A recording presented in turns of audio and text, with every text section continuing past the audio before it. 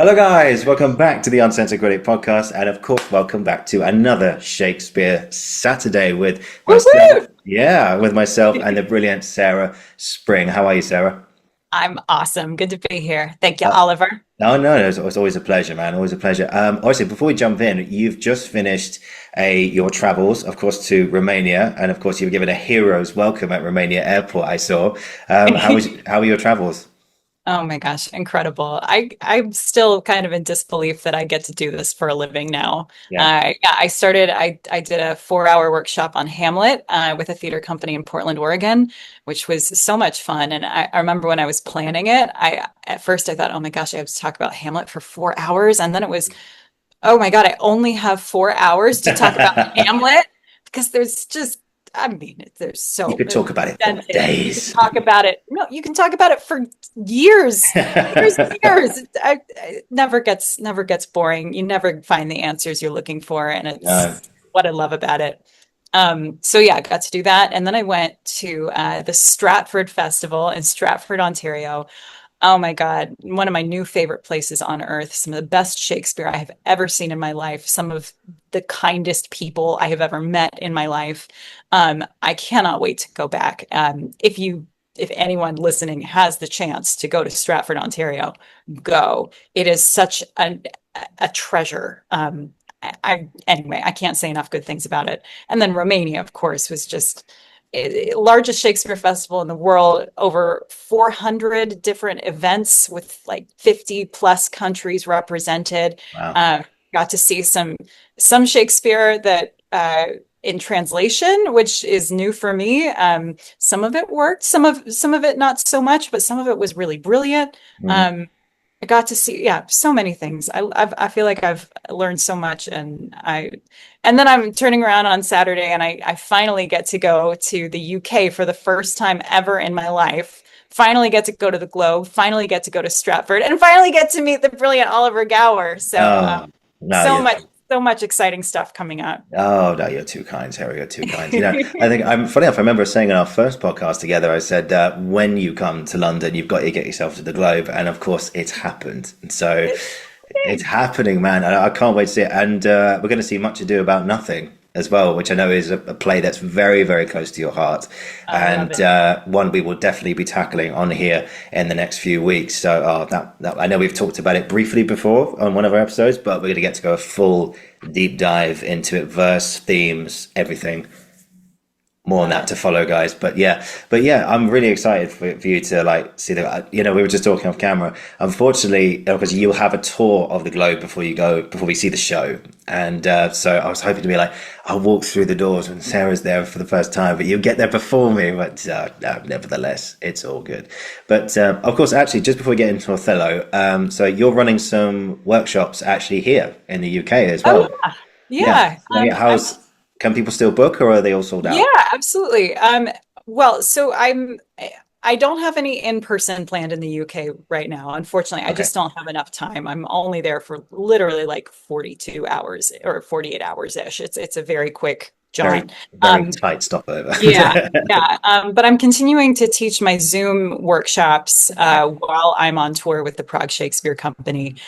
So I have one coming up on the sonnets on June 21st. It's on my website. You can check it out and sign up Well, and all link that. below, guys. Link below. Yeah, and it was funny. I had one of my students message me and say something along the lines of like, I just have no interest in the sonnets. They bore me stiff, and I'm just like, oh, you haven't had me teach you the sonnets though. You have no idea They are what you're in for. anything but boring. They are fascinating. Yeah. Um, yeah, yeah. So anyway, it's going to be really fun. And if you have the opportunity, definitely sign up and I'll see you in class. Yeah. Indeed, indeed, yeah. For anyone who, for that person in particular, or anyone else who is interested in the science, we touched on them very, very briefly in our first podcast together. We did Sonnet 116, is that right? 116? Yeah. Yeah, Yeah. 116, yeah.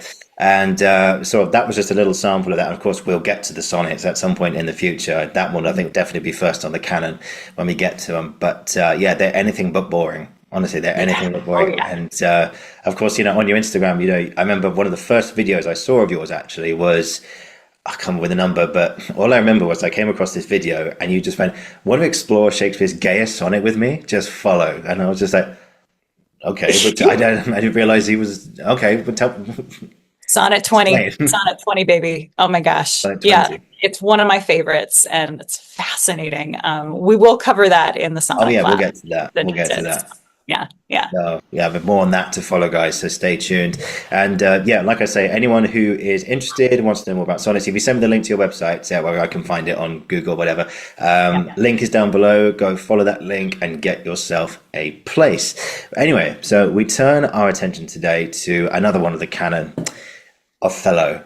Now, Othello is one of my favorite plays of all time. It's it has its controversies, of course, but Mhm. that aside, take that out of the equation today completely. It has some of the best writing I have ever read in my life. Gorgeous. It, Gorgeous. and I'm sure I will repeat that as we go along in this series with all the other plays. But this one has, I mean, the themes that it covers: jealousy, the power of words, deception, assumptions, control, and above all else, narcissism. You know, Yeah. I mean, Uh-huh. this play has everything of the above and in so many different ways. And actually, I know you saw Othello in Ontario recently. How was that production?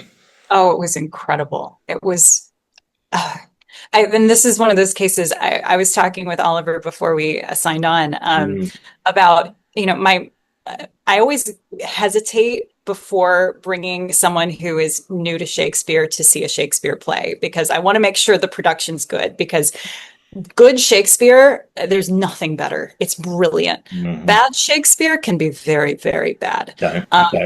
and so, yeah, we've all sat through those productions. I'm not going to name Ooh, names, yeah. but sometimes it's just rough. If actors don't know what they're saying, if the director doesn't know what they're doing, it can be really, yeah. Anyway, so I took my fiance to see Othello, and he had never seen Othello ever, and he honestly didn't know the ending. It was a complete he loves when things aren't spoiled for him. So this 400-year old play was not spoiled. He didn't know what he was getting when he went into it, and he Uh-oh. absolutely loved it. And I was so happy that it was the first time he was seeing Othello because, they made a fan out of him of this play. I think it's now up there as one of his favorites because it was such a good production. Um, One of my favorite things, and I'm sure we'll get to this later, but um, the moment when Othello hits Desdemona, Hmm. the entire audience gasped, gasped, and it was a room full of also, I think it was a Tuesday matinee or something that we saw. And so there were all these students in the audience who were seeing their first Shakespeare play. Wow. And to hear their reactions to this, the fact that a 400-year-old play can still be so shocking and so have such a visceral response from the audience. Yeah. I mean, we were in tears by the end of it. And for someone like me, I know how it ends, but it Hmm. doesn't get any less devastating. No. Um, again, I can't say enough good things about Stratford. It was an absolutely brilliant production. Wow. Um, yeah, yeah. If you get a chance, go see it. Yeah. Yeah, I mean, that's on definitely on my to-do list now. I need to get to. I haven't actually been to Canada as of now, but I'm sure that will be on my to-do list Oh. in the future. And get to that festival. Just quick, is it all year round that festival, or is it like in? It's most of the year. They just had their opening season. I was there for their like official opening of the new Hmm. season. That was Yeah, end of May, and they run through. I want to say October or November. There are only 2 months that those actors and artists are not working because they start sometimes as early as January with the new yeah. production going into rehearsal and all that. And that's also one of the things that makes this place so magical is that you have it's the largest repertory theater company in North America. And by repertory meaning it's the same actors, they work together on all sorts of shows at the same time. Hmm. And you'll have actors who have been working there for 40 years, uh, who come back every single year. And Wow. what's so gorgeous about that is that one, there's no better way to learn your craft than by working on these plays and repertory. Like the Mm. actor who was playing Othello in this production was also playing Oberon at the same time in A Midsummer Night's Dream, and he was fabulous at both. Wow. Um, and you see the relationships that are built, the trust that is built between actors who know each other and work together for, so long. It really benefits the art. And repertory companies are becoming so much rarer, certainly around the world because they're expensive, because but it's what Shakespeare's own company was. These actors worked together for years. They knew each other. They worked on these plays. They performed a different play every weekday afternoon, and it is something that is precious and needs to be protected. These repertory companies. Yeah. Yeah, for sure. I mean, yeah, just a little plug on repertory theatre, just in general, actually, because that's where, we were talking when we came on about Laurence Olivier and all these people. Yeah. That's where it started for them. I'm sure I've mentioned this before, but the Laurence Olivier's, Derek Jacobi's, Ian McKellen's, Maggie Smith's, Paul Schofield's, it's just all these people started. John Gielgud in repertory theatre, Richard Yeah. Burton as well. I mean, the list is endless. But Judi Dench, repertory theatre, I think from Laurence Olivier's first production started over here in a place called Chichester, which is down here on the south coast, and which is known as the Chichester Festival Theatre, which was the founding company. They took that company to the Old Vic, which was the National Theatre for a time. It's now the Old Vic, and the National is on the South Bank in London. But that company had, and there's a story, I've got to get this in. It was told by Derek Jacobi's. The first time he met Laurence Olivier, he was doing a matinee. He was playing Henry VIII, and they finished the show. They got up into the dressing room, and he got out of his stuff very, very quickly. And he said, "Right, I've got to go and have my dinner around at the restaurant around the corner. So I'm fueled up, and I've got to come back here for the evening show." And he was in the dressing room with his co-actor, who was still in costume, and there was a knock at the door. They said, "Come in." In walks Laurence Olivier. They weren't told he was out front. And he comes up to Derek Jaffrey, shakes his hand, and he goes, "Oh, well done, well done. Very, very well done." And he goes to his co-star and heaps him with praise. And they say, and he's still like, hello. When someone's given someone else who you've acted with so much more praise than you're like, congrats. Yeah, there's like that little envy, which we'll talk a lot about today. That the green-eyed The monster green-eyed monster. who doth mock the meat it feeds on. And you're just there like, okay. And he said, "Okay, fine, yeah, congratulations." And then he leaves the room, Lawrence, and then suddenly 30 seconds later, there's another knock at the door, and he comes back in, and he goes up to Derek Jacobi, and he goes, "You were Henry?" He goes, yeah, yes, sir, yes." And then he got the praise. And then a week later, he gets a personal invitation from Laurence Olivier to join the National Theatre Company, which became Chichester, which became the Old Vic. And he was there for the next 7 years. Amazing. I mean, oh, wow. That's a story for the ages, isn't it? Oh, I've never heard that before. I love that. Yeah. I love that. And gosh, part of the thing too about repertory theater is that I feel like it helps take out a certain sense of ego, right? Hmm. Because you're a company. You are working with each other. You're relying on each other. Yes, you might be playing Juliet at the matinee, but you also might be playing Spear Carrier number two at the evening show. Hmm. So it's all about the craft. It's all focusing on the art. And Yeah, yeah, yeah. yeah, just love it. Love it. Yeah, I think Laurence Olivier had one time, again, this is a story I heard, that he had King Lear, Richard III, and Hamlet in his head all at the same time. I feel like that would be enough to drive anyone crazy. Yeah, yeah. To think you'd be losing your mind, you'd be thinking about existential crisis, and then Richard III, you'd be thinking about revenge, Uh-huh. The whole all at the time. same time. Woof. Yeah, that might keep you up at night, wouldn't it? But I feel like I would at some point just accidentally start speaking the wrong character in the play. Start spouting off Hamlet during Richard III. Start yeah, spouting off Richard III during King Lear. yeah. Line. Now is the winter of our discontent. What to be or not to be? Oh, sorry. Yeah, yeah. Oh, yeah. Yes. Oh, sorry. Beg your pardon. Sorry. Yeah, yeah. I was a steward at the Globe before the pandemic over here. I need to go back and do that at some point. And one of the actors outside is about to make his entrance into the Merchant of Venice. No, no, Merchant of Venice. No, no. Oh God, what was it? No, no. Sorry, Merry Wives of Windsor, which is Mm. I can't wait to tackle that. It's one of my favorite comedies. Um, he's there, literally about to make his first entrance. He looks at us and goes, "Okay," do these vocal warm ups. He goes, "All right, two households, both." Oh no, no, no, sorry. Then you're like, "Yeah, dude, wrong play, play." But anyway, you know what he's doing. Oh, I love it, man. Anyway, come on, Uh, Othello, okay, Othello, Othello. Othello. Othello. Obviously, we could sprout all these Shakespeare stories for hours. I Oh, love it. So yeah, just a little bit of background before we jump into Othello. So these facts come from the most latest production, and well, one of the latest productions over here, back in 2013 at the National, starring Adrian Lester as Othello and Rory Kinnear as Iago, and of course Olivia Vinal as Desdemona, who's also been here as well, which I'm sure we'll talk about her a bit later on.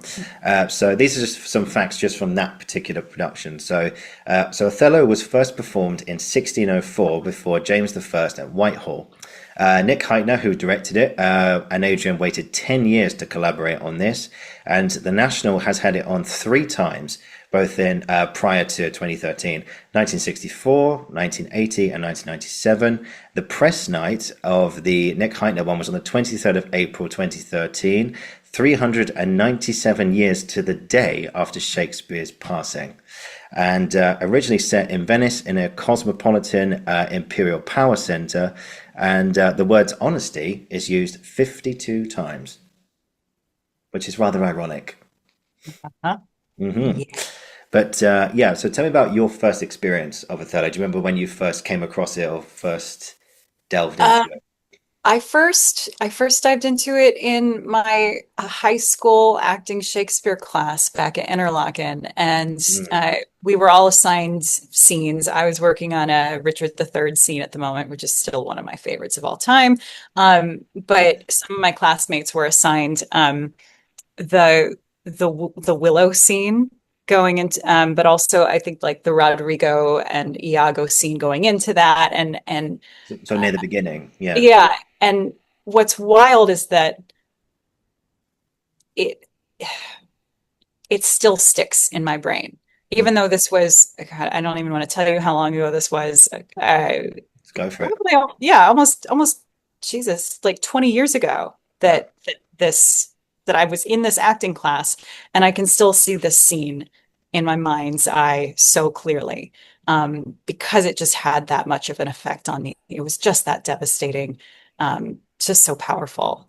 And it's, man, I every time I go to say what my favorite Shakespeare plays are, I then think of another one, and I'm like, no, but Mhm. that one, but man, Othello's up there. I One of the things that I love about it is that of all of his tragedies, it's the most intimate. It Mhm. feels so domestic. Like it's about a husband and wife. It's about the best friends. It's it feels so personal. Yeah. Um, and there are some things about Othello that are different from a lot of his other tragedies, like um, the audience's relationship uh, to the actors, to Othello, is different in that in most tragedies, um, the audience knows as much as the protagonist does, Mhm. right? In Othello, the audience knows what Iago is doing, but Othello doesn't for the entire play. And so that puts us in this place of being accomplices in a way. Um, and it's a really uncomfortable position to be in, to the point where there are anecdotes about people shouting out, like, she didn't do it, Othello, like shouting from the stage, trying to stop him from Mhm. killing Desdemona, because you feel a certain amount of guilt as an audience member because you know what's going on. It's really common to be in that position in, say, a comedy like Twelfth Night. We know that Sebastian is alive the whole time, even though Viola doesn't, that sort of thing. But being in that position in a tragedy is very, very different. It's a very different experience of the play from an audience member's perspective. Yeah, and of course, this thing popped into my head before, and again, I'm sure we've said this many times before, but this particular production, the 2013 one, you know this is a brilliant adaptation or interpretation of it because you forget what's happening next. Like Yeah. spoiler, Desdemona dies. Well, pretty much everyone dies at the end in Shakespeare tragedies, but you forget what's going to happen. You still hope that it's going Yeah, to be a different outcome. You still and do. because it's in the moment, it's ephemeral. Is that the right word? Yeah, I think it's. Yeah. I think they're close enough. Ephemeral, and it's there in the moment. And I'm sure when Olivia came on and we had go check out her episode, guys. We're going for a deep dive into Oh, so Desdemona and good. stuff. So good. Yeah. Yeah, no, thank you. And I said, funny enough, she said when I think her grandmother was in for one show, and she was like, and she apparently wanted to get up and run on stage and just tear Adrian Lester off her and just go, "You have no idea what you're doing." And I said, "Did you warn her about that? What happens at the end?" And she went, "No, I didn't." I was like, and, it's a bit of a dramatic end, but it Yeah. adds to the surprise, I suppose. But no, the point I'm making is that when you see that where the way that Olivia and Adrian did it, I know you've seen it as well. The way they did it, all I wanted to do was the same thing. I wanted to run in there and rip him off her and just go, "You have no idea what you're about to do." Yeah. Well, Yeah. and the added irony of dramatic irony of having uh Amelia just on the other side of the door. Hmm. Hmm. If she'd been able to come in a minute earlier, it would have a different ending. And Hmm. it's it never stops being devastating. Yeah, Never. I know. And the thing as well is that at the end where Iago is captured essentially, and the way that Roy actually shoots Amelia, who plays that, and he just goes, and then just goes, "Okay, cool, job done," and just runs out. I'm like, whoa. Yeah. Whoa! What did you just? I mean, first of all, the way that Iago treats his wife in general is despicable. It's absolutely despicable, and uh, Yeah. and the fact that he just shoots her and just runs away, and I'm just like, literally like a, as you guys have said, like a dog in the street. He just Yeah. yeah. One another thing that I think is so brilliant about Othello is that to me it's so clearly a critique of both racism and misogyny and the way Hmm. that they intersect. Hmm. Um, and and to have that speech that Amelia has, but I do think it is their husband's fault if wives do stray. Hmm. Got to be one of the most feminist speeches ever written in the English language up till that time. I mean, what a powerhouse character she is. And yet, then she turns around and is completely misogynistic to Bianca for being a sex worker and claiming that, oh, it's her fault that Michael Cassio has been, and the way that these intersect, the way that there are different degrees and gradations. It's just devastating and frustrating and all those things. That idea, the way you feel watching Othello is you just want to shake people on stage and go in and fix it. I think that's what I'm trying to get at with the idea that the audience knows more than the characters in Othello, and that's different than other tragedies. And so you just want to intervene so badly, and you can't. Yeah, and of course it's that thing of the language because the language. Oh, again, the language in this is just beautiful, and you think obviously there are some Shakespeare plays which are not as performed as others, like things like I don't know, Two Gentlemen of Verona, but Merchant of Venice, or Comedy of Errors, that kind of thing. But you look across the whole canon, and you just think, when someone writes something so brilliant, you think, wow, that's their masterpiece. How are they going to top that? But he just does It just does. every Yeah. single time. He tops Yeah. himself every single time. And it's just, but the point I wanted to make is that because the language is so good, when Yeah. Iago's doing all the divinity of hell speeches and everything, you're on his every word, and yet you want to know what's going to happen next, but you're following a malignant narcissist. Yeah. Yeah. Well, and okay, oh, there's so many things I want to talk about. I want to Go, go go, back go, for go. 1 second and Yeah, um talk about Iago's treatment of Amelia sure. because he is horrific. You can tell Oh, that that is an abusive despicable. relationship. And one of the things that my fiance asked me after we watched the show was, why do you think Amelia gives him the handkerchief?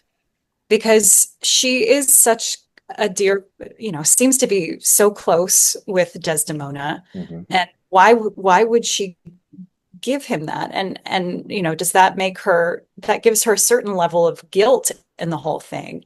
But then you remember at the same time, like, well, number one, she had no idea what he was going to do with it. Hmm. And two, she just reminds me of a battered spouse who wants so badly to have his affection, who wants so badly for just an ounce of gratitude or whatnot from him. And, for me, I think she sees this handkerchief as, oh my gosh, he's gonna love me for this. He's Hmm. gonna and just being so desperate for affection that she'll do something that ends up hurting her best friend. But what do you think about that, Oliver?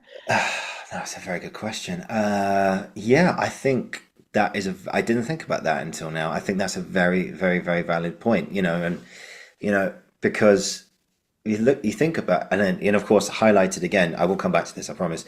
But of course, it's highlighted by the duologue, which the two of them have, Amelia and Desdemona. I mean Yeah, that speech and the way the two of them, Amelia and Olivia, do it in this production. Again, I could speak about this production until Kingdom Come, but yeah, just these two different polar opposites. One is very inexperienced, one is incredibly experienced in marriage and life. And I think, well, the way that Amelia played it, she just looks at the audience, and I could see in her eyes that she all she wants is just her husband to say, "I love you." Or yeah, just take me out for a nice meal, take me to the cinema, take me to the theater. Just show me that this relationship that we have still works, yeah. please. And yet, I think when she, because, and also there's a part of it, what you were just talking there, a part of me was thinking, she kind of I do think Amelia's kind of clocked onto what's happening, because she knows that Iago's pissed off because this whole play starts because of he wanted to be Othello's lieutenant, but he doesn't get it. And he feels like he's been incredibly loyal. He's been there at, as they say, the Moor's beck and call the whole time. But he is dismissed. Well, not dismissed, but he is. The person who gets the job on top of him is, quote from Iago, an arithmetician.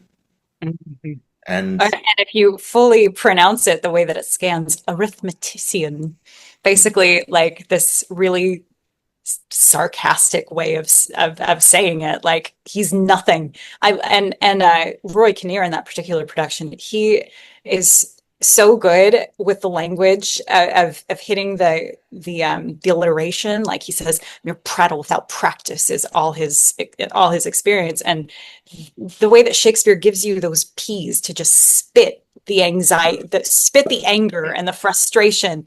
Again, Shakespeare communicates not just through the meanings of the words, but through the sounds of the words. And yeah, that's so much the case in Iago's speeches. And I'm sorry, I just hijacked this conversation, but going back into Iago's verse, I posted a video about this somewhat yeah, recently yeah, when yeah. I was talking about the brilliant production on Marquee TV with David Harewood as Hmm. Othello and Toby Jones as Iago. But I can tell that he's a sociopath, a psychopath, more of a psychopath, Yeah, yeah. just from the way that his verse works. Because normal verse is bum bum bum bum bum bum bum bum bum bum, right? Hmm. Yeah. And of course there are, like, Shakespeare adds in variations, like to be or not to be. That is the question. There's like an extra little unstressed syllable there, and he does these for all sorts of different reasons. But Iago's verse is all over the place. It is absolutely chaotic. He's got 6 foot lines here, 6 foot lines there, a 3 syllable line here. He's got trochees and anapes and all these crazy things. And and you see just the inner workings of his brain. His brain is not a nice place to be. And you also see his influence on Othello Hmm. as the play progresses through Othello's verse getting more irregular. At the Mm. beginning, Othello is so eloquent and well spoken, and it's funny because he ironically, to be modest, says that he doesn't have that gift of speech when he's speaking to the reverend seniors and all of that, but he absolutely does. I mean, Othello has some of the most eloquent verse in all of the canon, Mm. but his verse devolves and he breaks down into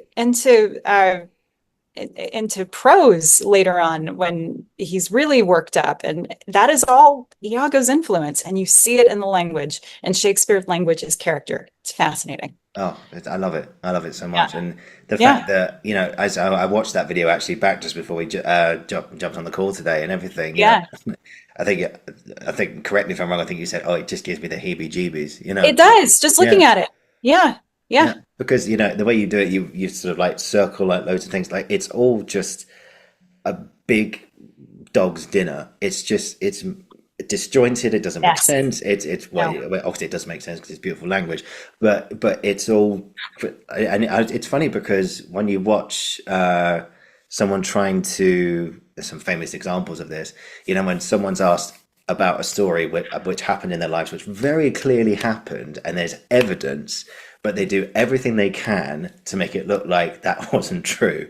You can tell they're lying because their words just, there's a pause or gaps, and they go, yes, well, from okay, so from what I remember, the thing is, I wouldn't have noticed that on the day. I wouldn't have yeah, seen that. It's disjointed. It doesn't make any sense. You can see the brain going, think of yeah. something, think of something, think of something, think of something, think of something, and then you go, okay, how about this? Okay, yeah. But then once it comes out, it sounds like utter trash, and you're just, yeah. I mean, it's almost like, and also you think about his backstory. Like Iago's like, what has prompted it? Like this jealousy hasn't just appeared out of nowhere. And Yeah. also, you talk about how the play begins because he's frustrated that he's been passed over for this promotion. But that doesn't tell the whole story. And even later on, he doesn't seem to really think about the promotion. Instead, it talks about how, well, I've heard a rumor that he's done my office betwixt my sheets with my wife. Yeah. I know not if it be true, but I'm going to act like it's true just because it seems like he comes up with different reasons for hating Othello, different excuses for his actions Yeah. throughout the play. And it's part of what makes him so difficult a villain to pin down and makes him so fascinating a character. I mean, we can talk about Iago for forever We because could. he's We could. fascinating. But Iago started making sense to me more the more I started binging true crime. Um, because whenever you see these, you know, medical diagnosis, people with psychopathy who Yep. do not feel emotion, who are narcissistic, who don't just don't have the moral compass that other human beings have, Mhm. they act exactly like he does. And the ending when he says, uh, oh, What, come on, you can quote the exact I know line. what I his don't want very to paraphrase it. what the very last thing that he says. Yes, He says, yes, he goes, oh, I'm going to paraphrase. What do not what you know, you know. From yes, this moment on, I shall speak no more. yeah, and that's just it. When psychopaths get caught, they don't explain. Nope. They just Nope. kind of shut down. And I no, some people will, disagree with me on this. I am a fan of the theory that he is a closeted gay man who is in love I with was gonna suggest Othello. that to you as well. Yeah. Oh, I am. First off, Shakespeare's plays are queer literature. Like, fight me on it, fight me on it. This is a man who wrote sonnets of love to both a man and a woman. Hmm. There are queer coded characters throughout so many of his plays, and I do believe that Iago is one of them. Hmm. One of the scenes that we're about to read today, he and Othello have this language that like mirrors the wedding ceremony, like mirrors a marriage language.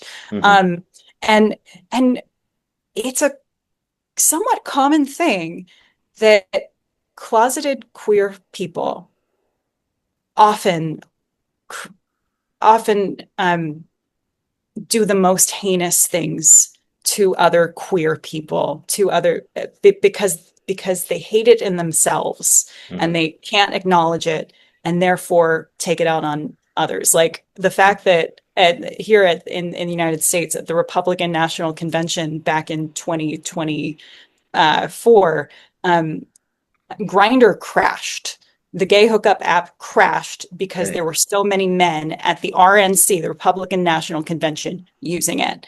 And these are men who Wow. spend their lives fighting against queer rights, and yet they themselves are closeted. The Like that's irony. the irony of it. But I think that that to me colors so much of Iago he can't acknowledge his love of Othello, and so it turns into hate. Yeah. Um, to me, that explains so much.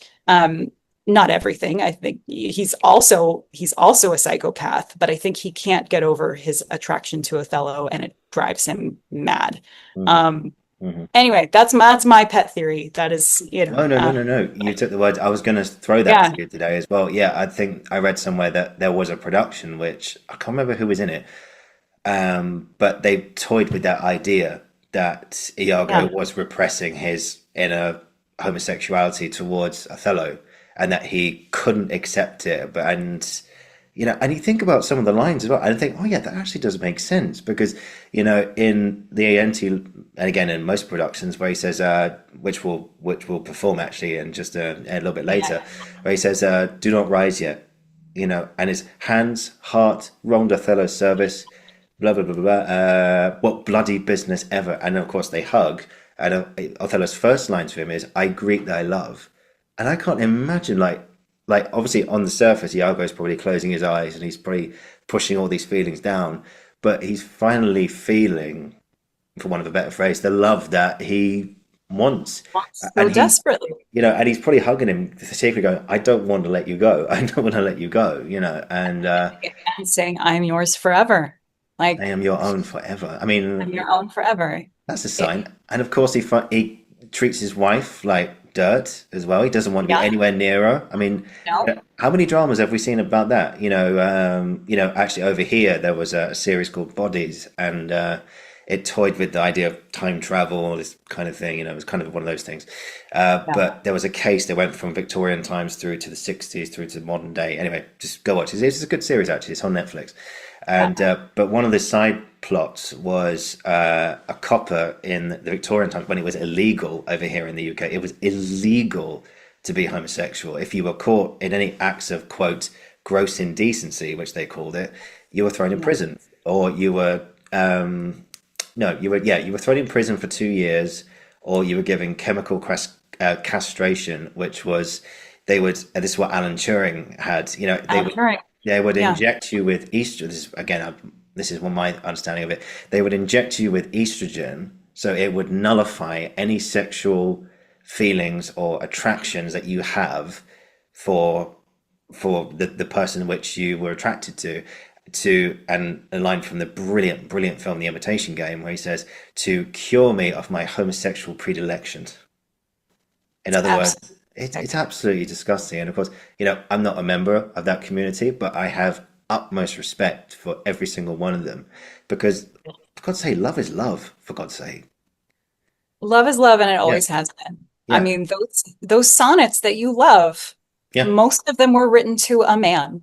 yeah. And Oscar again, Wilde, yeah, fight me on this. Oscar Wilde. I mean, yeah. God.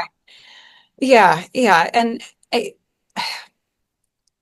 the relationship between Othello and Iago, to a certain extent, reminds me a little bit of Coriolanus and Ophidius Oh, too. Jesus, Um, I mean, what the hell are they about to do after he says, "Oh, Marcius, every word that thou hast said have reaped from my paraphrasing from yeah, thyself. In my dreams we have fisted each other's dreams." I'm like, Jesus Christ, I'm where are we sorry. going now? Shakespeare doesn't just use language willy-nilly like that. That is clearly on purpose. That is clearly conjuring up, queer themes, Hmm.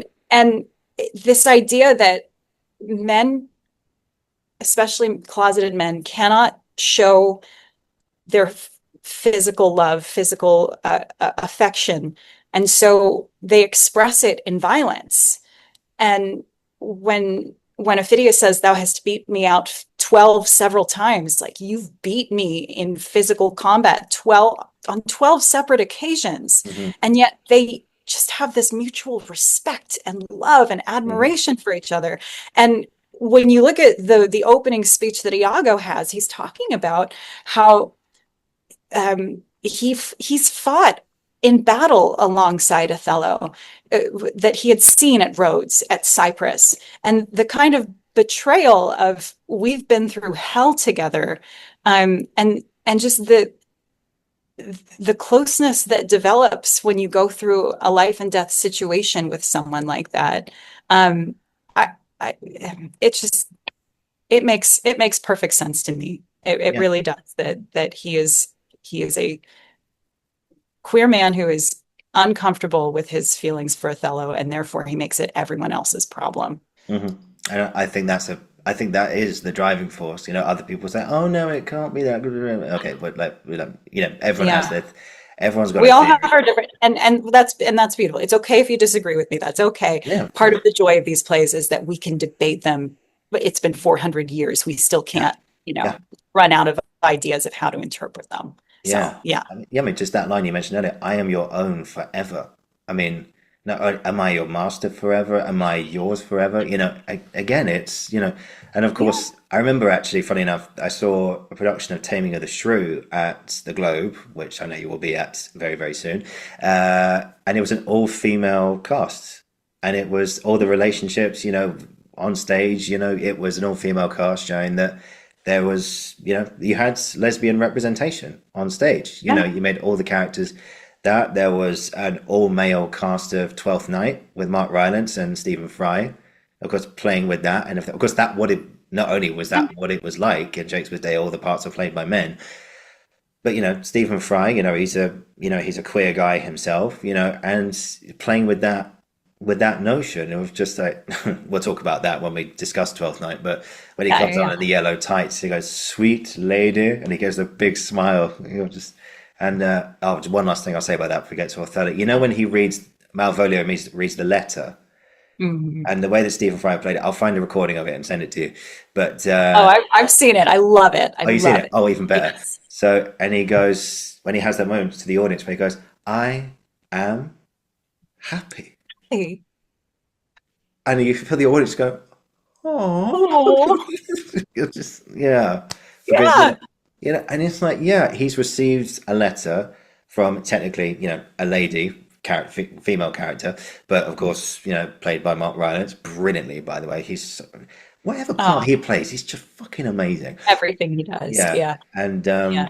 yeah, and just but it goes to show that it's not obviously some people will probably say no, that can't be right. No, Iago's not gay. Well, well, if you read it, you know, there's a lot of suggestions in there, and Yeah. I think that's perfectly extremely plausible because that's where it comes from because he hates, and of course, narcissists. I think anyone of that on the spectrum of narcissism, they hate themselves and they Yeah. want to make it everyone else's problem. They want to make other people feel as shit as they do inside. And Yeah. I mean, And talk it's about, amazing yeah, the damage that one person can cause to yeah, everyone around them. yeah, It's and that's Othello. That's Othello. It's yeah, devastating. of course. And then, there's this topic of, we mentioned the word race and everything in here now. Yeah. And I think just before we get on to that, I think it's a good point to mention is that it's, of course, David Harewood, of course, played it recently, did a brilliant video outside the globe again, where he talked about he was the first actor of color, first black actor to play Othello on the London stage, and that was in the Well, at 1990s. the National Theater. At the The National National Theatre, Theater. sorry, Yeah. at the National Theatre in the 1990s, Yes. which is It, technically not that long ago, it's and not that long ago. And yeah, actually, I want to jump in here with a few names that I please. think do not get mentioned enough. Hmm. Um, like you said, this phenomenon, frankly, of black actors, actors of color actually playing Othello is uncomfortably recent. Like it should have happened so much longer ago. Uh, But 1997, that was the first time that a Black actor played Othello on stage at the National Theater. That was David Harewood. mhm. Um, the very first actor on record, Black actor to play Othello, was a man named James Hewlett. And he was an American who founded the African Company at the African Grove Theater in New York City in the 1820s. Now, I want to put that in perspective.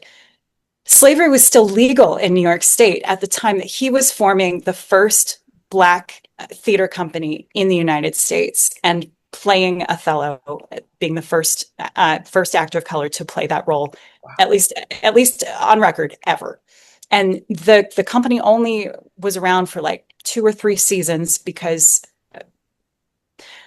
they Uh, were yeah, for the police were finding any excuse to shut them down. They were yeah, also so good that white theater companies were getting jealous and were paying off the police to shut them down for noise complaints because they were a threat to their business. So, first off, that is one of our pioneers, absolute, like, amazing, amazing man. Then you have his protege, who also worked at the African Company, named Ira Aldridge, who more people might be familiar with. He was the first Black actor ever to play Othello on the London stage. And that was in the 1820s to 1830s. mhm. And an absolute, again, just absolute hero, became a star in his own right. But it was another 100 years before another Black actor would play Othello on the London stage. And this time it was Paul Robeson, another American.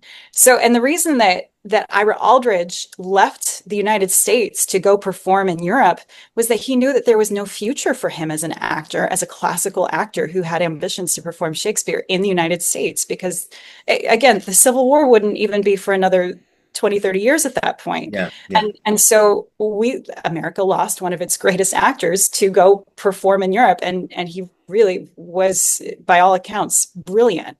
Um, and then Paul Robeson played it about 100 years later, and then he became the first Black actor to play the role on Broadway. And he was performing it opposite the brilliant Uta Hagen as Desdemona and Jose oh, Ferrer as Iago.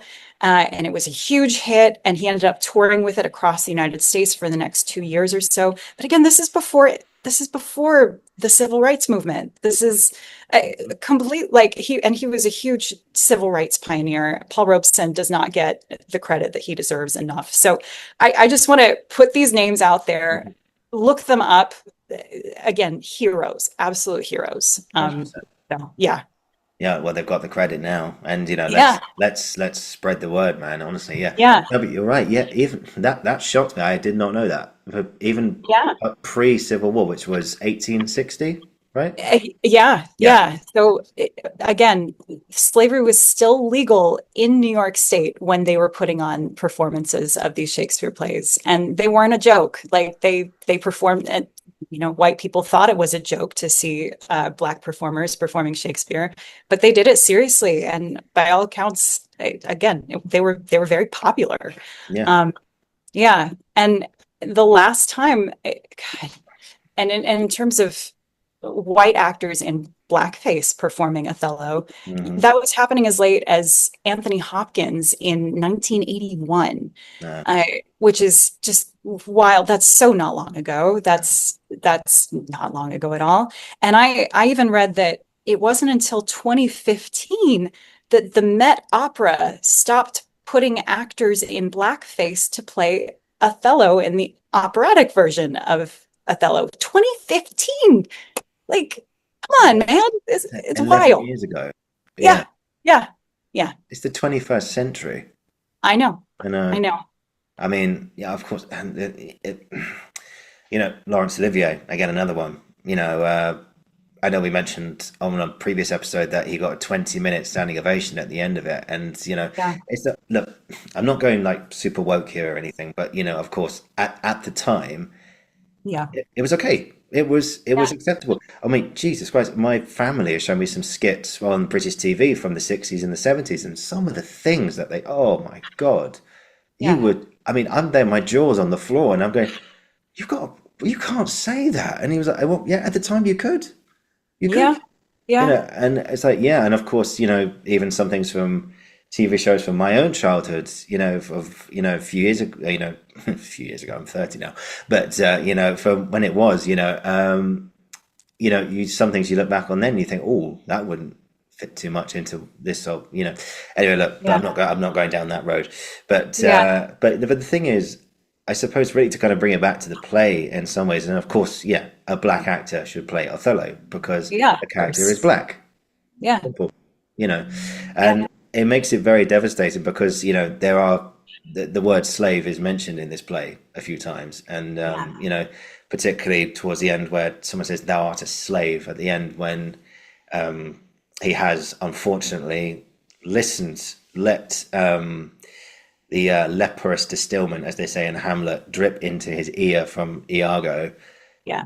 and he's just completely gone. And like he just, I know we talked about last time about Romeo and Juliet going up to Romeo and just want to smack him, and be like, "Oh, just wake up, mate." Of course, yeah, but that's a totally different animal. But on this situation, we want to run to Othello and rugby tackle him to the floor and go, "You have no idea what you are doing. Yeah. You listen. No, you listen to me now.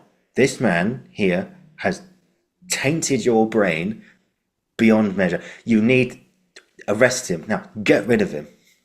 And Like, this is a recurring theme in Shakespeare's plays. Like Othello, yeah, I think, is maybe the most profound example, but look yeah, at The yeah, Winter's Tale, look at Much Ado About Nothing, look at Cymbeline. This yeah, idea of men just being absolutely obsessed with the idea of their, frankly, their lack of control over women, the fear of being cuckolded, the fear of their wives cheating on them, drives them to do crazy, crazy things, even when there's absolutely no evidence for it whatsoever. And then, of course, it's like, okay, well, suppose Desdemona did cheat on you with Michael Cassio. That's still not a reason to kill a person. yeah, Granted, at the time that was considered acceptable. That doesn't mean it was okay then either. Like, yeah. it's so frustrating. And the Yeah. fact that this whole play, and I thought I'll bring this up every time I talk about Othello, but the fact that the events of this play, obviously you could say, repressed homosexuality, etc. Yeah. But one thing that's there in black and white, written on the page, is in that monologue or soliloquy that he has. It says, "I hate the Moor, and it is thought abroad that twixt my sheets he's done my office. I know not if it be true, but I for mere suspicion in that kind will do as if for surety."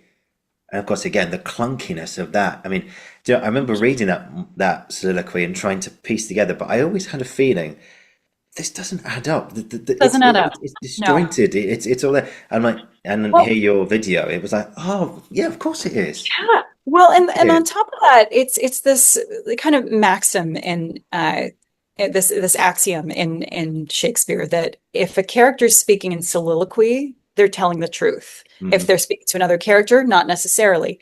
And so that to me tells me that Iago himself, I think, is trying to convince himself that that's the reason. Yep. Going back to, again, this like repressed homosexuality that he just cannot deal with. I think that he thinks he's telling himself the truth.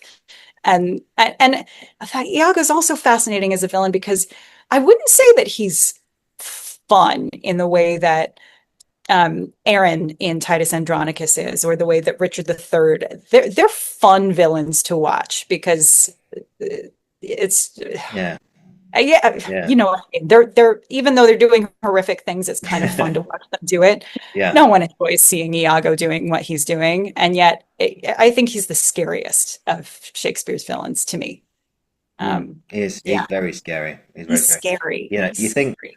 I know we talked about the Scottish play before, the witches, yeah, of course, they're playing with witchcraft, playing into the public consciousness, the fear, blah, Yeah. blah.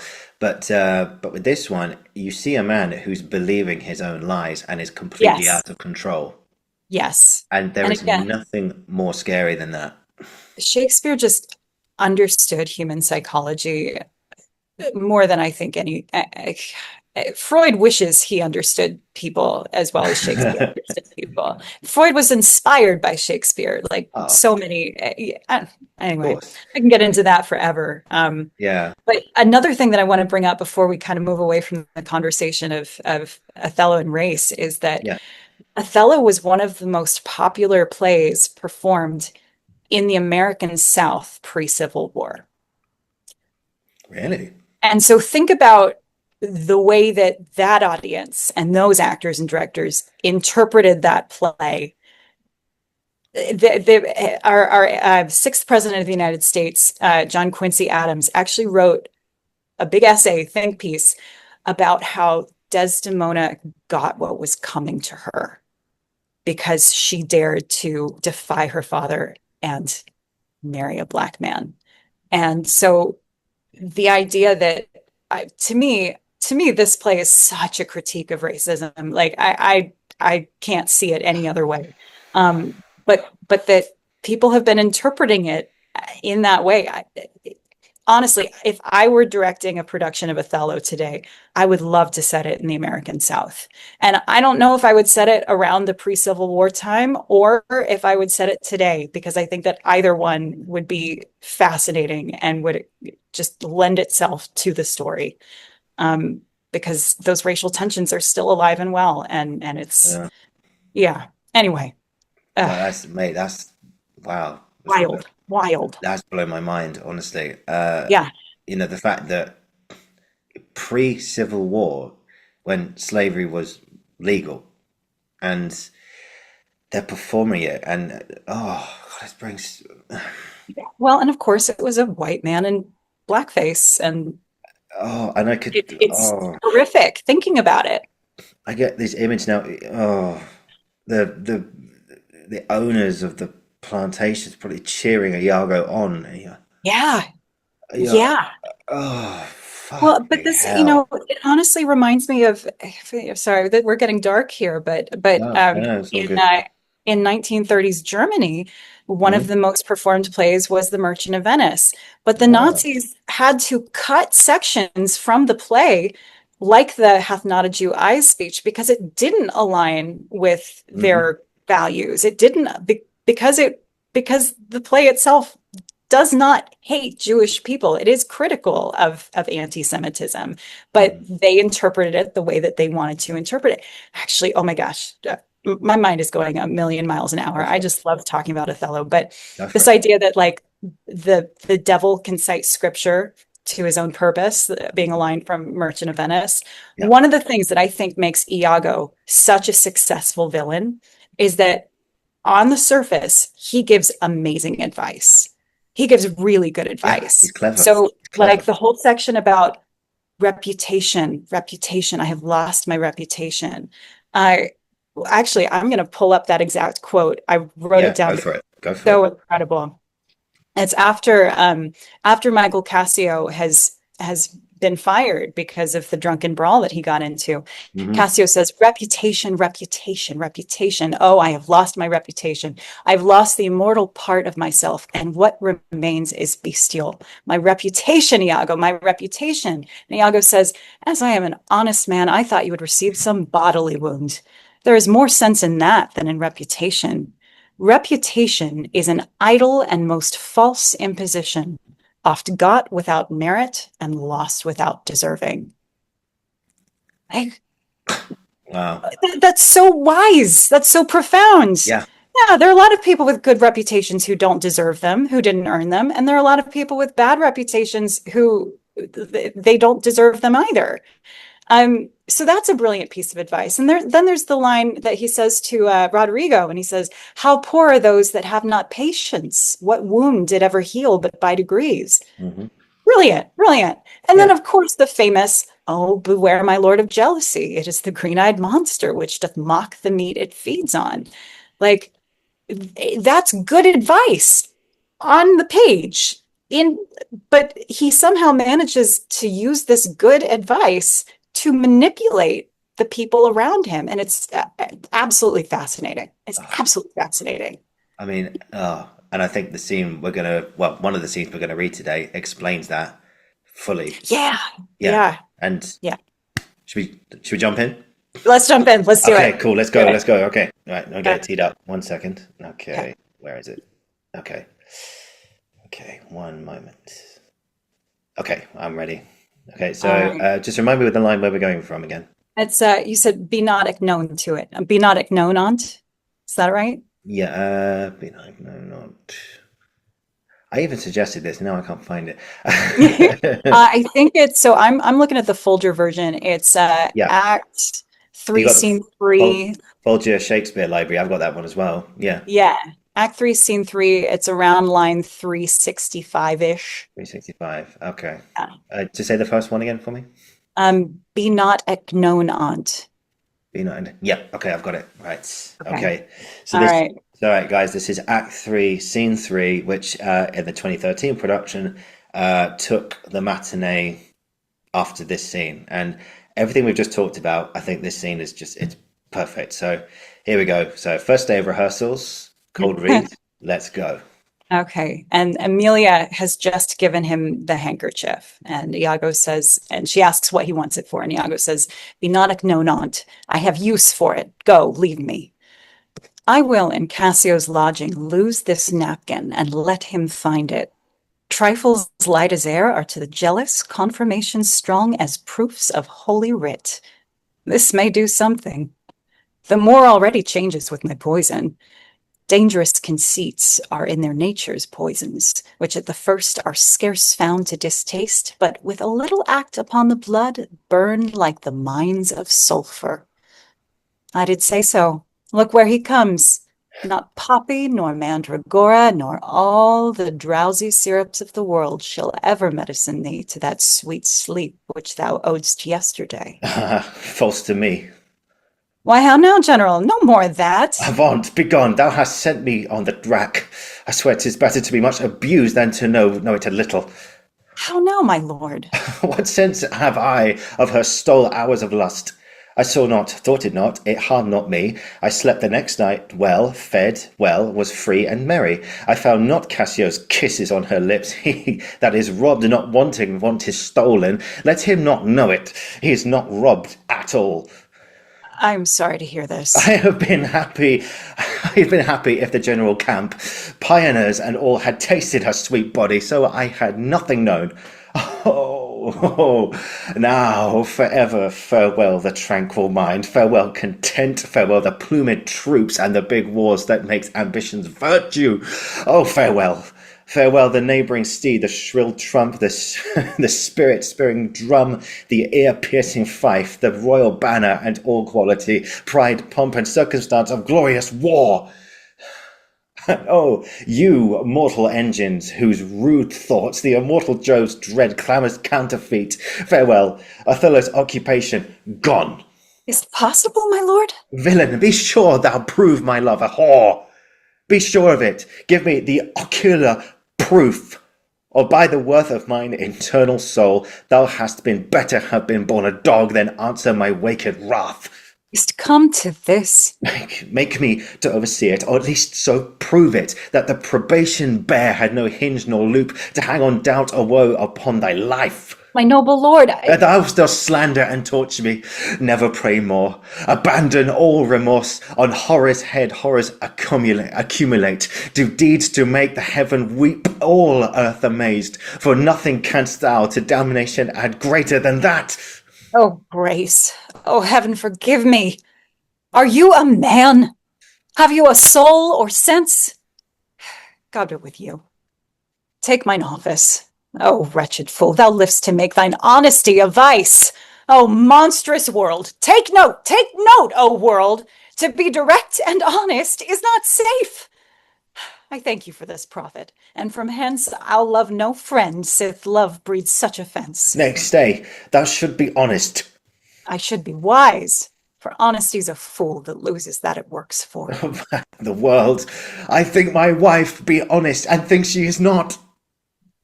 I think that thou art just, I think thou art not.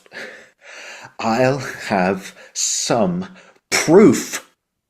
Her name, that was as fresh as Dion's visage, as now begrimed and black as mine own face. If thou be cords or knives, poison or fire, or suffocating streams, I'll not endure it. Would I were satisfied. I see you are eaten up with passion. I do repent me that I put it to you. You would be satisfied? Would, nay, and I will. And may. But how? How satisfied, my lord? Would you, the supervisor, grossly gape on, behold her topped? Death and damnation. Oh, It were a tedious difficulty, I think, to bring them to that prospect.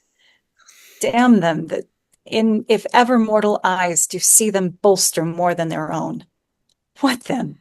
How then? What shall I say? Where's satisfaction?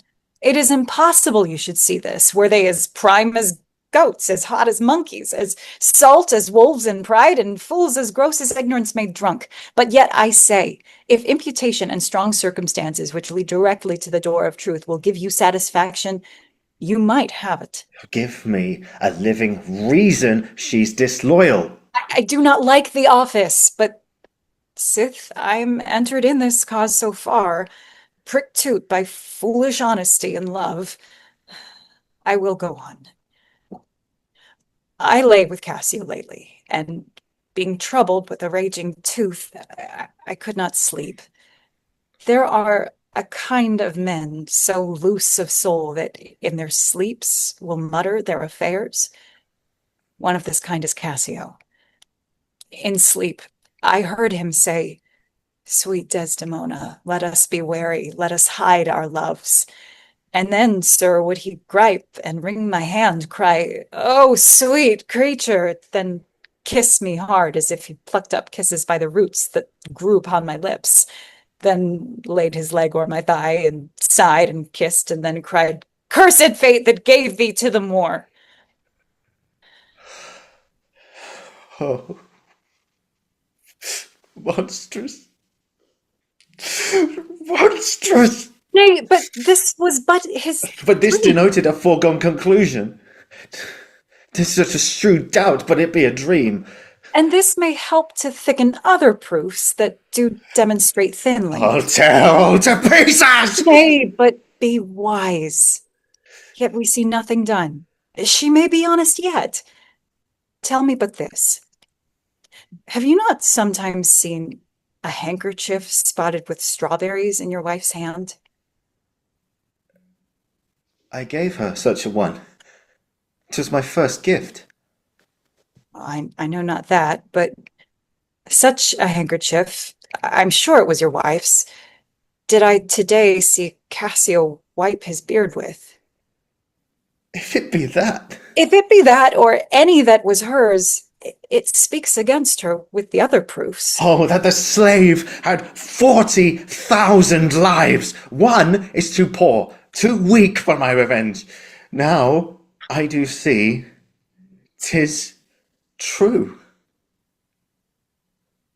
Look here, Iago, all my fond love, thus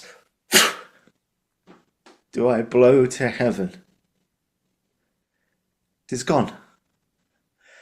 Arise, black vengeance, from thy hollow cell.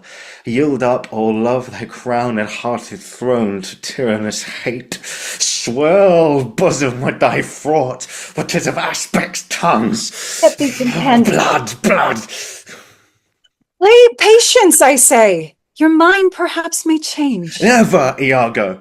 Like to the Pointic Sea, whose icy current and compulsive course ne'er feels retiring ebb, but keeps due on to the Popontic and to the Hellespont, even so my bloody thoughts with violent pace shall ne'er look back, ne'er ebb to humble love, till that capable and wide revenge swallow them up. And now by yond marble heaven, in the due reverence of a sacred vow, I here engage my words. Not rise yet. Witness, you ever-burning lights above, you elements that clip us round about. Witness that here Iago doth give up the execution of his wit, hands, heart, to wronged Othello's service. Let him command, and to obey shall be in me remorse. bloody business ever. I greet thy love, not with vain thanks, but with acceptance bounteous, and will upon the instant put thee to it. Within these 3 days, let me hear thee say that Cassio's not alive. My friend is dead. 'Tis done at your request. But let her live. Damn her, lewd minx. Oh, damn her. Damn her.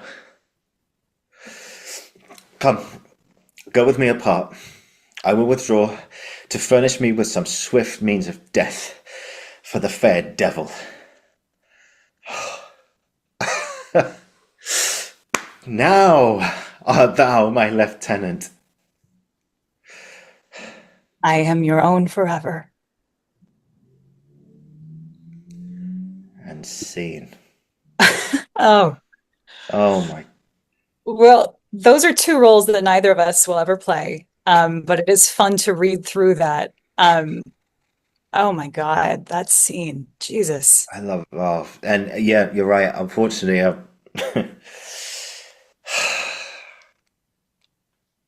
I oh, there's so much happening. There's so much happening all the time. yeah. Something that I notice about this scene, and I Mm. there's a brilliant the introductory essay in the Arden version of Othello. It's Yep. written by Ayanna Thompson, the brilliant Ayanna Thompson. Yeah, yeah. And she talked about how animals are mentioned something like over 50 times throughout this play. And Mm. even in that scene, like goats and monkeys. And once he believes that Desdemona has cheated on him, he calls her lewd minx. Um, and that there's this even going back to that reputation speech, like I've lost the immortal part of myself, and what's left is bestial.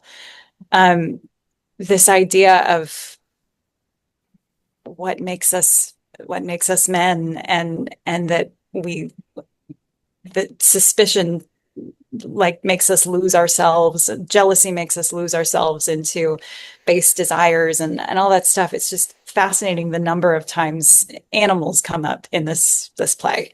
Mm. I yeah, especially in that scene. It's really interesting. Yeah. And the fact that he believes him, Othello believes Iago, and all Yeah. this is real from his perspective, from his side. This is real. Yeah.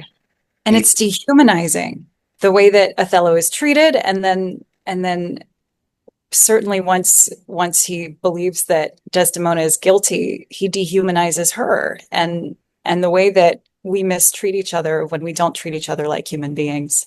Um, yeah, really, really sort of profound.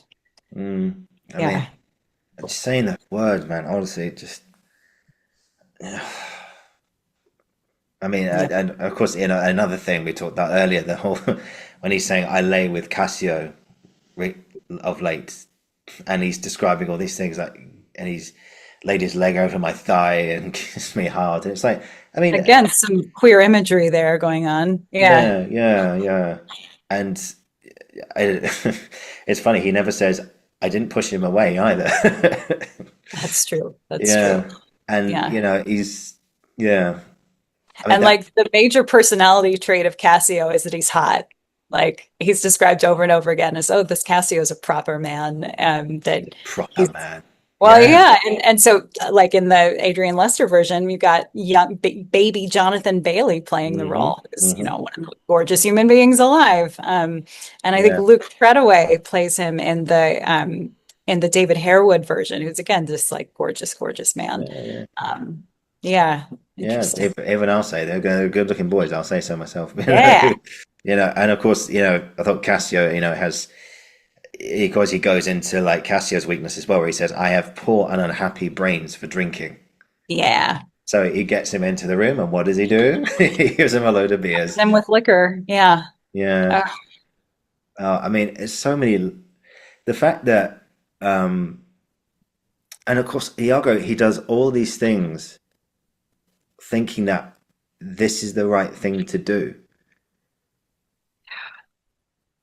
That this is the right thing to do. He really believes it. Really does. And He's again, justified in everything. just going back to like, you said earlier, I think apologies if I've said this to you before. I know I've said this on here before, but there's someone over here, who's a criminal psychologist called Emma Kenny, and she showed MRI images of people's brains, and specifically serial killer brains. Again, going back to true crime, which you mentioned earlier, and it says the narcissist brain, the empathy part of it has not fully grown. So it's almost like a defect from birth. Yeah, yeah, That there is no empathy, there is no feelings of, oh, how are you? Are you okay? There's none of that. There's yeah, none of that at all. So I mean, again, this is a whole debate in of itself. Is it nature or is it nurture? Is it there from the beginning, or is it bad families leading to bad life, or bad friends, or mixing with the wrong crowd, or something like that? I personally, I think it's an argument on both sides, really. But the point being, yeah, they end up that way, and yeah. they just, the toxicity that's in amongst the beauty and the serenity and the fantastic language of this play. It's just the toxicity. It gets toxic very, very quickly. Oh, yeah. And of course, I want to get this story in as well that Olivia mentions in our episode together, that when I'm not sure if you've said this while we were recording, but I think you said in Canada when you went to see it, when Othello hits Desdemona, you said the whole audience just went, Yeah, yeah. yeah. And oh, there's a quote. Hang on, I've got one of his quotes here, um, where he says the way he treats Desdemona is despicable. Where Othello says, "Oh, sir, she can turn," and you're like, "Dude, you're believing lies. You're believing lies. You want to shake this guy." And in fact, this is also again this version which we talked a lot about today was set in the army, and you think Mhm. that Othello he's an intelligent man. He's been around all kinds of people from But all walks of jealousy life, affects everyone. but It doesn't matter how brilliant you are. Like jealousy, jealousy's yeah, bounds affects yeah, has no bounds, and no. it's yeah, and I think And he oh loves her so much. He loves her so much. And yeah, the more you see that in the beginning, just how beautifully mm, matched these two people are, that I mean, she defies her father. She defies convention, everything to be yeah, with this man who she loves. yeah, she's got a And racist dad, yeah, yeah, she's got a racist dad. yeah, And I also love that there's like a throwaway line that the Duke has at the beginning, and it's something yeah, along the lines of, well, yeah, that would win my daughter over too, I yes, think. yes, He yes, tells his story about all of that he was enslaved, that he fought all these battles and all these hardships, and that she fell in love with his mind. And the mm, more the more you play them so beautifully happy together at the beginning, the more tragic the ending, of course, inevitably becomes. And that's one of the things that I think that the Adrian Lester and Olivia Vinal, they've nailed it. mm, It's mm, just devastating. Yeah. yeah, and I keep saying that. It's just devastating. This play's devastating. it is, That's yeah, yeah. one It's word. beautiful, but my God, is it takes you for a ride, and Yeah. I'm going to find the quote here now. Sorry. There's also granted, but out of her ears, father's trust. Oh yeah, well, of course, how do you say it? Is Brabantio, who's Desdemona's dad? Yeah, Mhm. yeah, something close enough. Anyway, Yeah. it says, again, something says, fathers trust not your daughters' minds. Foul charms abused her delicate youth with drugs. And it's like, and again, there's all these accusations. But then Yeah. Othello comes out with this unbelievable speech. I say this about every speech. That's unbelievable. Yeah. Yeah. It's Yeah. so fucking beautiful. Okay. But and stop me for the. Oh wait, hang on. Have I got it here? Sorry, just bear with me, Sarah. Yeah. Go ahead. She wished she had made her such a man. Yeah, she wished heaven had made her such a man. And tell us. Yeah, I've just got it. It says, tell a friend mystery that would upon this. Tell a friend my story, and that would woo her. Upon this hint, I spoke. She loved me for the dangers I had passed. This is the witchcraft I have used. Adrian And Lester in particular nails that speech. I think that might be my favorite of his speeches. That's something about the subtlety with which he um, it, that speech is also kind of a master of like just a showcase of rhetoric, because he begins the speech and he has to win over the men that he's speaking to, and so he reminds them, you reverend seniors, and he plays some false modesty, like I don't have the gift of speech, and reminds them of his military service, and then goes through this whole list, and then it's like, this is how I won your daughter. And I love that he uses the word won, and the way that Adrian Lester colors that word of like, yeah, I won her, I won I her, I won won her. her. It's gorgeous, it's Yeah, gorgeous. this is only the witchcraft I have used. Yeah, Like, you want to talk about drugs and okay, look, that's yeah, not true, but I did I this. didn't need any of that But because this I'm is the witchcraft I used. I showed her the world, and she fell in love with me for it. And of course, the Jew. I think this tale would win my daughter too. yeah. I mean, it won me over, man. I hear that speech, I'm like, ooh, ooh, I know, man, it's crazy. yeah, Just before we get, I've just got a few more things out for you, Sarah. I know you've been yeah, very yeah, generous yeah. with your time as always. Thank you so much. Oh, of But course.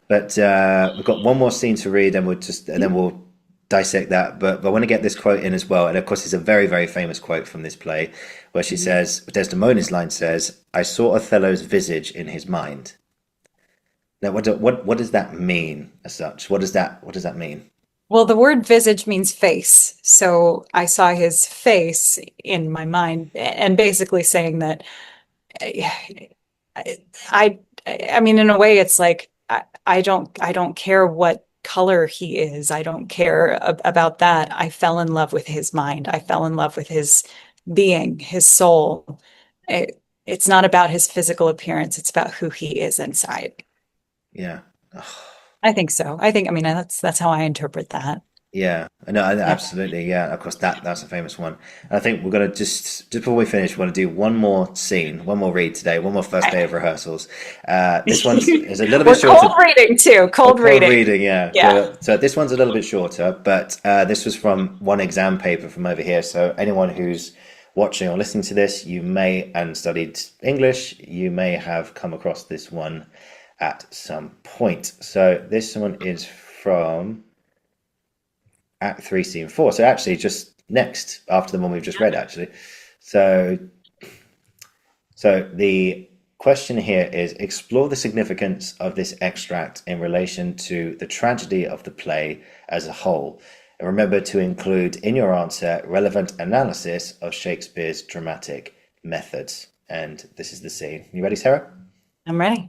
Okay, here we go. So this is just Othello and Desdemona in the aftermath of the scene, I am your own forever. And this is their first encounter after that. So, give me your hand. This hand is moist, my lady. It yet has felt no age, no sorrow. This argues fruitfulness and liberal heart. Hot and moist. This hand of yours requires a sequester from liberty, fasting, and prayer. Much castigation, exercise devout. From there's a young and sweating devil here that commonly rebels. 'Tis a good hand, a frank one. You may indeed say so, for 'twas that hand that gave away my heart. Oh, a liberal hand. The heart of old gave hands, but our new heraldry is hands, not hearts. I cannot speak of this. Come now, your What promise. promise, Chuck? I have sent to bid Cassio come speak with you. I have a salt and sorry Rudim offends me. Lend me thy handkerchief. Here, my lord. That which I gave you. I have it not about me. Not. No, faith, my lord. That is a fault. That handkerchief did an Egyptian to my mother give. She was a charmer and could almost read the thoughts of people.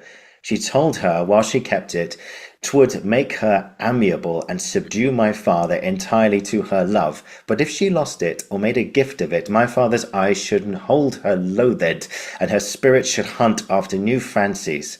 She, dying, gave it to me, and bid me with my fate would have me wived did to give it her. I did so, and take heed on it, make it a darling like your precious eye. To lose it or give it away were much perdition, as nothing else could match. Possible?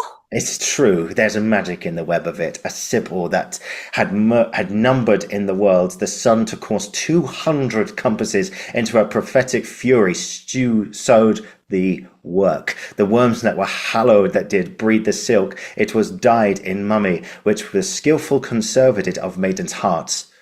Faith is true. Most vertible. Look, therefore, look to it well. Then would to God I had never seen't. And seen. Okay. All right. Wow. So, I mean, I felt fucking horrible saying all that. I know. Yeah, that was explore the significance of this extract in relation to the tragedy of the play as a whole. I mean, it's talking about tragedy, it's there written on the page, you know.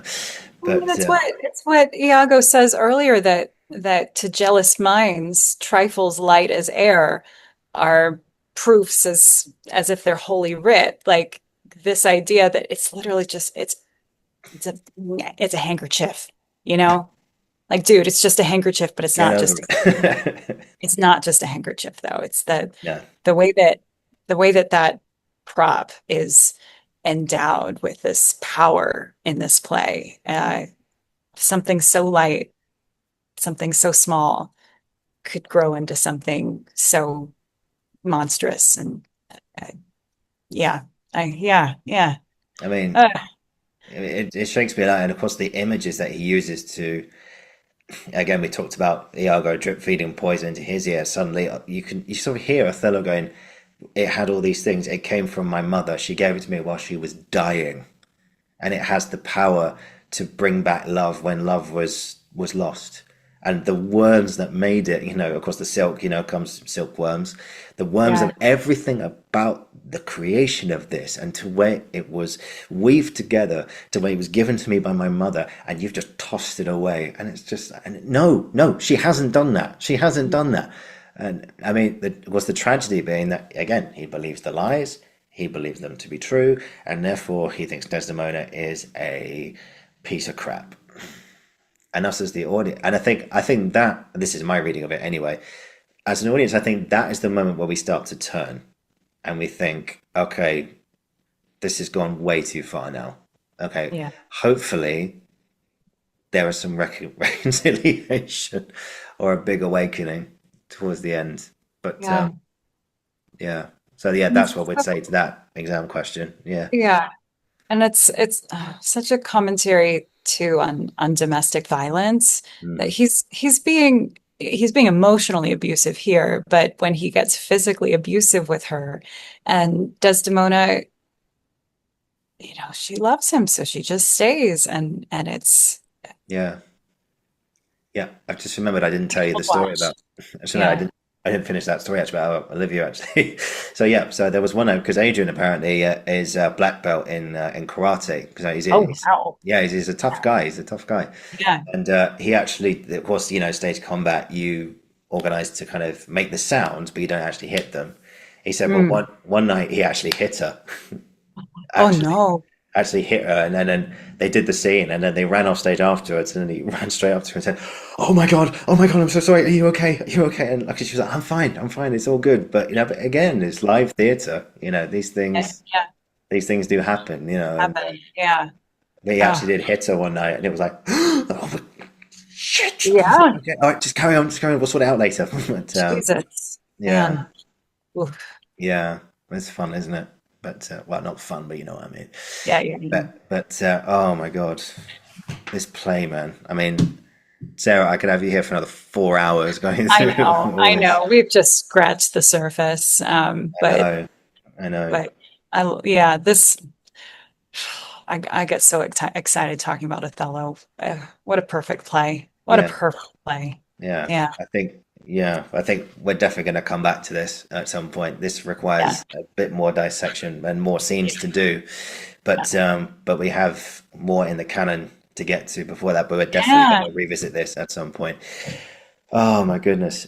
Just to finish on today, Mhm. last question. Okay. When Othello at the end says to Iago, "I will have thee live," when he says, "I'm not going to kill you. I'm going to make you live." But by this time, Iago's been arrested. He's going to pay for his crimes. But Othello says, "I'm not going to kill you. I'm going to let you live." So what do you make of that last scene where he gives him his life?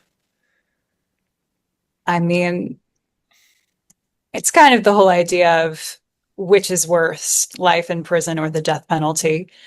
I Life in prison, to me, it's okay, well, you're gonna rot away and have to think about the things that you've done for the rest of your life. Mm, And I personally oppose the death penalty. I think it's barbaric and sure.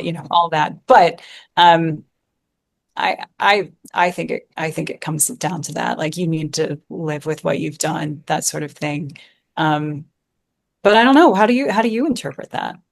I mean, obviously, in the moment, you just want to strangle him. Yeah, Be like, and when it clicks in his brain about shit, what have I done? yeah, And of course, there's the beautiful line, "Wash me in steep down gulfs of liquid fire."